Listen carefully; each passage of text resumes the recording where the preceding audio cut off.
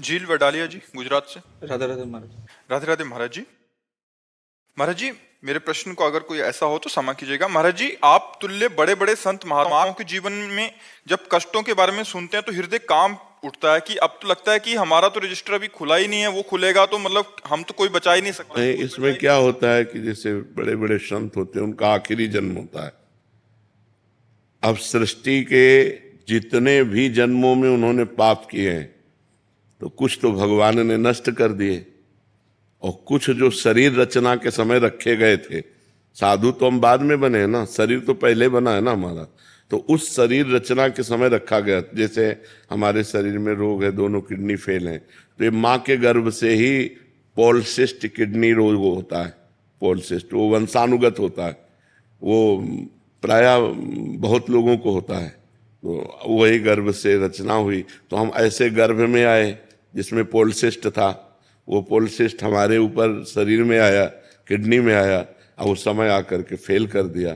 तो बाबा जी और भजन तो हम अब कर रहे हैं ना, शरीर रचना के समय पाप कर्म के अनुसार हमारी किडनी फेल का विधान तो पहले से बन गया था ना।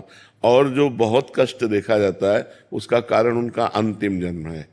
अब पूरा हिसाब किताब बराबर करके वो भगवान को प्राप्त हो जाएंगे। इसलिए बड़े बड़े संतों, किसी को कैंसर, किसी को ये बड़ी बड़ी पीड़ाएं देखी जाती हैं, वो इसीलिए देखी जाती हैं।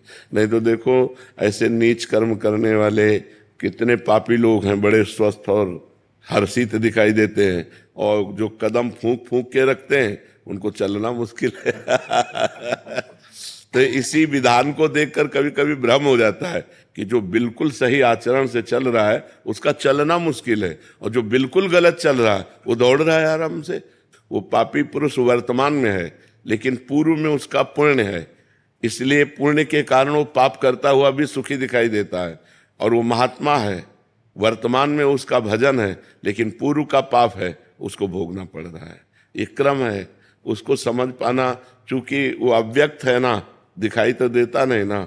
अब वो लागू हो गया कर्म, अब वो पाप कर रहा है वर्तमान में, लेकिन उसका पुण्य लागू हो गया तो उत्थान होता चला जाएगा। और जिस समय वो पुण्य खत्म हुआ और पूर्व का पाप और वर्तमान का पाप जुड़ेगा तो ब्लास्ट हो जाएगा, कुल सहित नष्ट हो जाएगा, बिल्कुल भ्रष्ट हो जाएगा, पत्ता साफ हो जाएगा।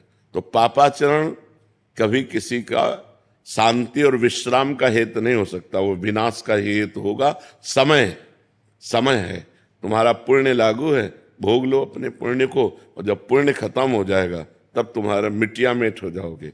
आज ऐसे धर्म से चल रहे हो, तुम्हारा पाप लागू हो गया तो उसे भोग लो चुपचाप।